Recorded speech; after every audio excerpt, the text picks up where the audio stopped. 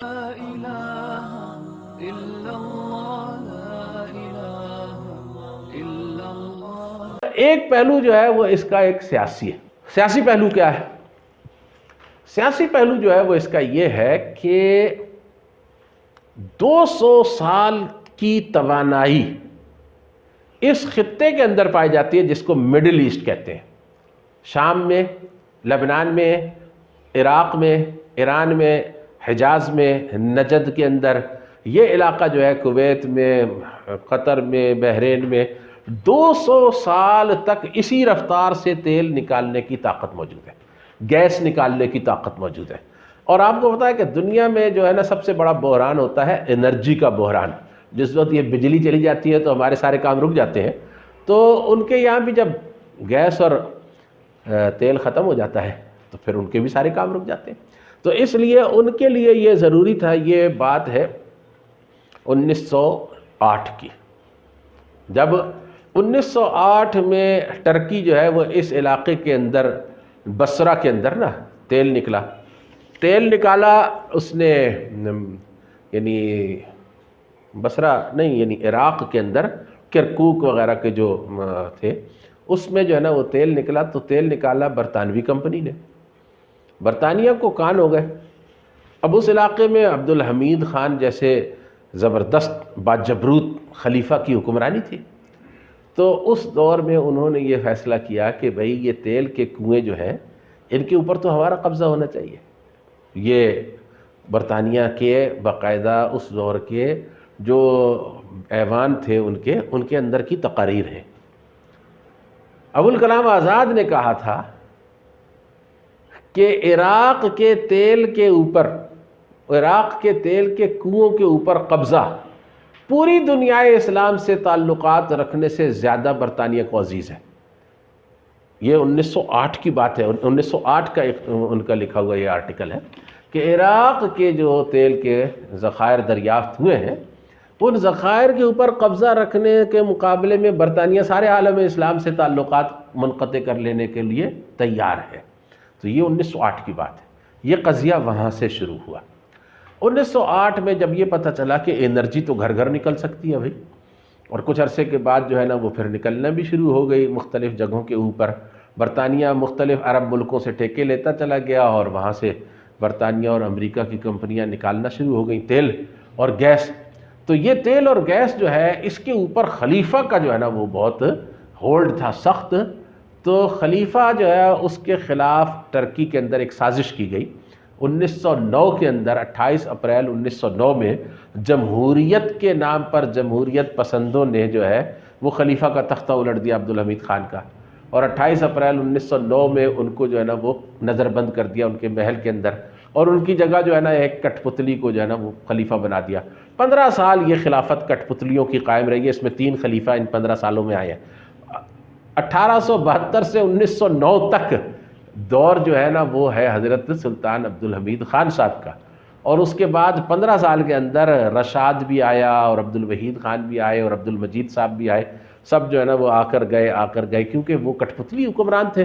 ان کو جو ہے یہ نوجوانوں نے ترک جو کہلاتے تھے، جن کے لیڈر جو ہے یہ مصطفیٰ کمال اور انور کمال پاشا اور یہ عصمت انونو اور یہ لوگ تھے، یہ لوگ جو ہیں ان کے اوپر جنگ عظیم اول کی شکست کا سارا بوجھ ہے، اور انہوں نے اس بوجھ کو جو ہے نا وہ اس کٹ پتلی خلیفہ کے اوپر ڈال دیا، جیسے آج کل کوئی ہمارے صدر عارف علوی کے اوپر جو ہے وہ ڈال دے ملک کی تمام معاشی ناکامیوں کا بوجھ۔ تو یہ ایسے ہی ہے۔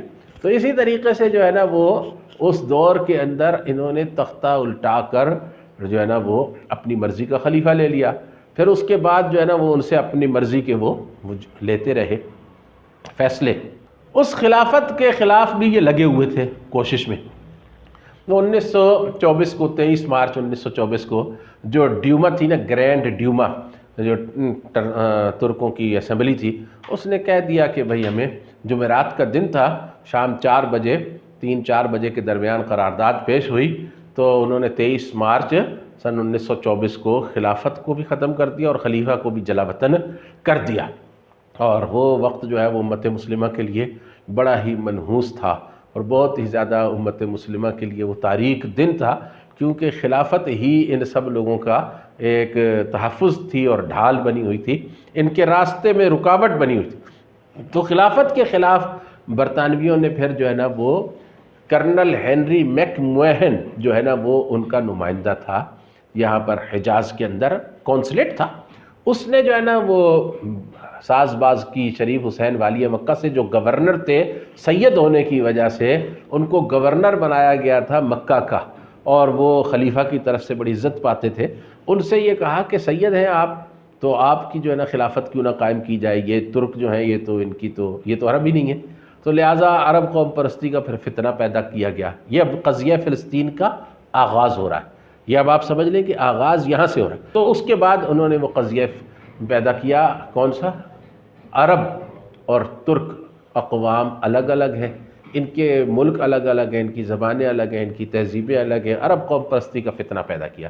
اس عرب قوم پرستی کے فتنے کے نتیجے میں 1916 میں جب کہ جنگ عظیم اول چل رہی تھی، عربوں نے خلیفہ کی پیٹھ میں خنجر گھونپ دیا، چھرا گھونپ دیا، اور وہ سارے جو عرب تھے اب وہ کھڑے ہو گئے۔ برطانیہ نے طے کیا تھا شریف حسین والی مکہ سے کہ آپ کو خلیفہ مانیں گے، ہم بھی مان لیں گے، اور آپ کے ایک بیٹے کو شام دیں گے، دوسرے کو عراق دیں گے، تیسرے کو حجاز دیں گے، یہ ہم آپ سے ہمارا وعدہ ہے، اور یہ سارا علاقہ جو ہے نا یہ اب آپ کے ماتحت ہوگا، مرکز اسلام ہے، آپ خلیفہ ہوں گے، آپ ان لوگوں کو نکالیں یہاں سے، ترکوں کو، ان سے تو ہماری دشمنی ہے، تو ہمارے ساتھ آپ کی دوستی جو ہے آپ کو بھی نفع دے گی، ہمیں بھی۔ تو انہوں نے جناب حماقت کر ڈالی شریف حسین والی مکہ صاحب نے۔ اب اس کے نتیجے میں جب بغاوت پیدا ہوئی تو وہ علاقے جو ہے نا وہ مسلمانوں سے رہ گئے اور وہ برطانیہ کے پاس چلے گئے۔ اب برطانیہ جو ہے نا اس نے پھر عراق کے اوپر، شام کے اوپر، فلسطین کے اوپر، ان جگہوں کے اوپر قبضہ شروع کر دیا۔ لیکن برطانیہ بہت شیطان قسم کے ملک کا نام ہے، یعنی یہ دجال کی سلطنت کا مرکز ہے نا برطانیہ، اس کو سمجھیں آپ۔ اس قدر شیطان لوگ ہیں کہ ان سے بس خدا کی پناہ مانگنی چاہیے۔ شیطان بھی اگر کسی کو سجدہ کرتا ہوگا تو برطانوی کو کرتا ہوگا۔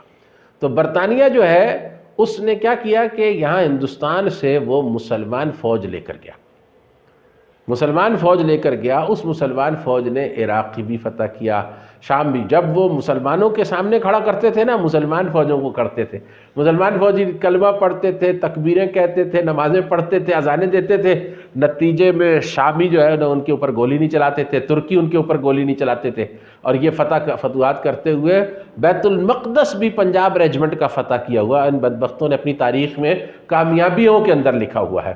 اور پھر اس کے بعد جو شریف حسین والی مکہ کو جو ہے نا وہ خانہ کعبہ دلایا اور مکہ کی جو ہے نا فتح دلائی، تو گورنر کے اوپر جو جنرل تھا وہاں پر جو ترکوں کا، اس کے اوپر وہ بھی پنجاب ریجمنٹ کی فتوحات میں سے ہے۔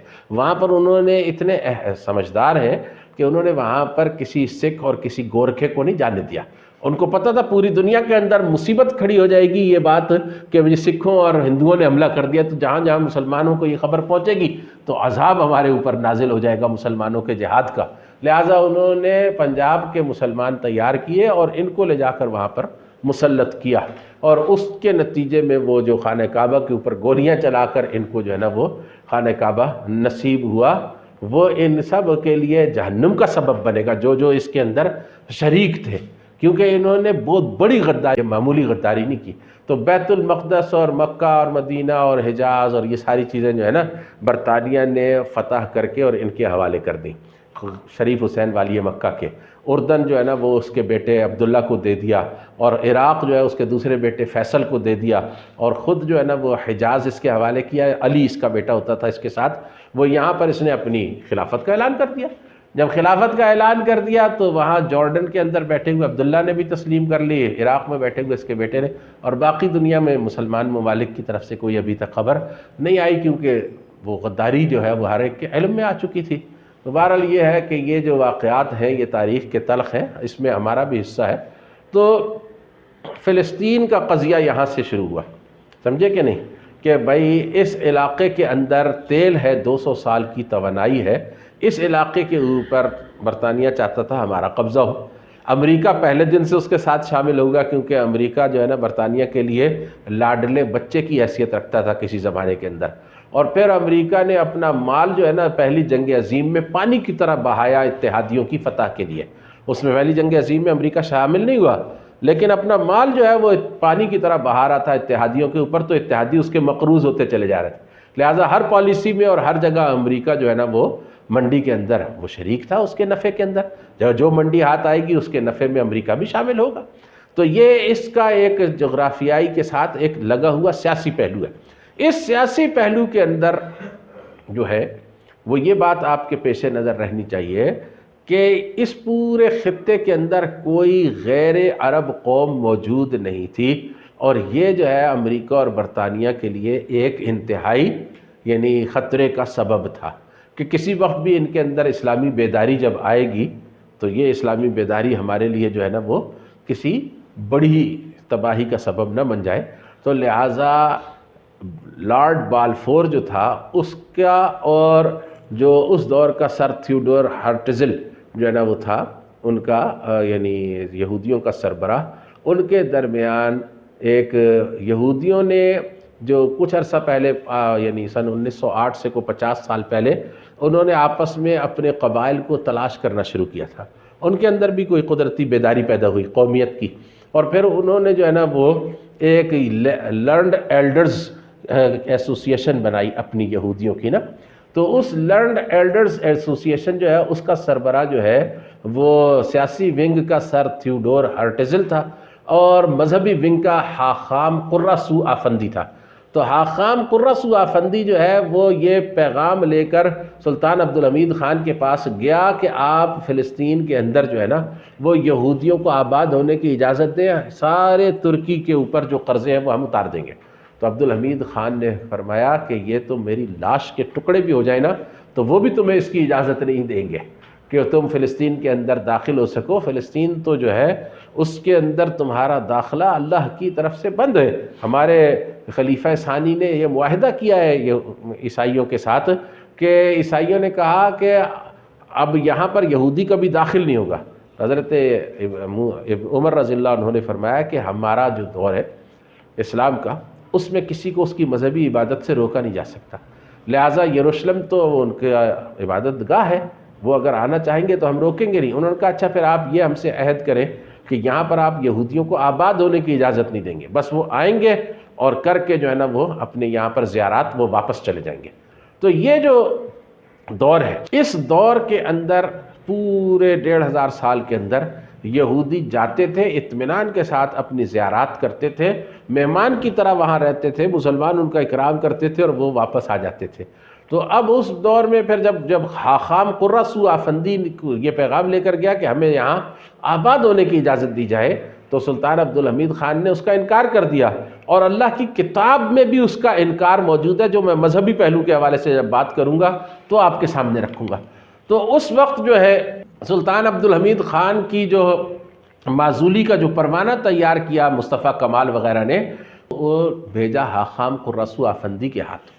حاخام قرہ سو آفندی جو تھا وہ لے کر گیا یہ پیغام کہ آپ کو جو ہے نا خلافت سے معزول کیا جا رہا ہے اور آپ کو جو ہے نا وہ آئندہ کے لیے اسی محل کے اندر قید کیا جا رہا ہے، آپ باقی زندگی یہیں گزاریں گے، محل سے باہر کسی شخص سے آپ کو تعلق رکھنے کی اجازت نہیں ہے. اسی یہودی کے ہاتھ سے بھیجا جس کو انہوں نے فلسطین دینے سے انکار کیا تھا. تو آپ کو معلوم ہو گیا کہ اس کا رابطہ جو ہے وہ کس کے ساتھ تھا اور کون کیا کر رہا تھا. اب اس کے بعد جو ہے نا وہ یہاں پر لارڈ بالفور جو تھا جو وزیر خارجہ تھا اس کے ساتھ اور ہنری میک موہن کے ساتھ ان لوگوں کے ساتھ جب یہودیوں کے معاہدے ہوئے اس معاہدے میں یہودیوں نے کہا کہ ہم برطانیہ کے قرضے اتاریں گے تو برطانیہ ہمیں جو ہے نا وہ اس علاقے میں آباد کرائے. فلسطین تو مسلمانوں کے پاس تھا، وہاں پر تو کوئی یہودی تھا ہی نہیں. تو لہٰذا پھر برطانیہ نے فلسطین فتح کر کے اس جہلی جنگ عظیم میں وہاں پر لا کر جو ہے نا وہ آباد کرنا شروع کیا یہودیوں کو. اور اس دور میں یہودیوں کو انہوں نے اسلحہ دیا اور مسلمانوں کے گھروں سے جانور ذبح کرنے کی چھریاں تک نکال لی. اور دیر یاسین وغیرہ میں جو ہے وہ بہت بڑے بڑے قتل عام ہوئے اور یہ صابرہ اور شتیلہ تو اس کے سامنے ماند پڑ جاتے ہیں جو بعد کے قتل عام ہیں. تو یہ یہودی وہاں سے آنا شروع ہوئے یورپ سے. اب یہ یورپی اقوام یورپ کا ایک حصہ لا کر جو ہے نا آباد کر رہی تھی. سازش انہوں نے یہ کی کہ 5 لاکھ یہودی آئے ہیں اس روس سے. روس جو ہے وہ یہودیوں سے خالی ہو گیا. ان کے آپس کے بھی اندر معاملات ایسے ہیں نا کہ ایک دوسرے کے دشمن ہیں. تو یہودیوں نے یہ جو ہے نا فلسطین حاصل کرنے کے لیے تمام یورپی اقوام سے معاہدے کیے. یورپی اقوام نے یہودیوں سے اپنے ملکوں کو خالی کرنا شروع کر دیا. اس لیے ساری یورپی اقوام جو ہے نا وہ فلسطین کے اندر یہودیوں کے قبضے کی حامی ہے. ایک بات تو یہ. دوسری بات جو ہے وہ یہ، اور اس کا ایک الگ مذہبی پہلو ہے، وہ بعد میں آخر میں بیان کرنے والا ہوں اس کو. اور دوسری بات جو ہے وہ یہ ہے کہ اس پورے خطے کے اندر یہودیوں کی یورپیوں کی نمائندگی کرنے والا کوئی ملک موجود نہیں تھا. اب اسرائیل کے نام پر ایک یورپ جو ہے وہ عین عرب کی سرزمین پر موجود ہے، جو کبھی بھی یورپیوں کو وہاں سے خارج کرنے کی کوشش نہیں کرے گا. لہٰذا یورپ کو اڈے مل گئے ہیں. وہاں پر فلسطین کے اندر، اسرائیل کے اندر یورپ کے مستقل اڈے تو موجود ہی ہیں. اگر ان کو یہ یہاں سے نکالنے میں کامیاب بھی ہو جائیں سعودی عرب سے اور قطر اور بحرین سے، تب بھی وہ وہاں سے اس بحر روم کے راستے سے وہ ابھی اس پورے خطے کے اندر نگرانی کا عمل جاری رکھ سکتے ہیں. اس خطے کے اوپر دباؤ ڈال سکتے ہیں، اس خطے کے اندر لوٹ مار کے لیے آ سکتے ہیں. یہاں سے ان کو جو ہے نا وہ اپنی بہت بڑی ایک حمایت اور سپورٹ حاصل ہو چکی ہے. یہ اس کا سیاسی پہلو ہے. سمجھ گئے؟ سبسکرائب کریں، شیئر کریں اور بیل آئیکن کو دبانا نہ بھولیں.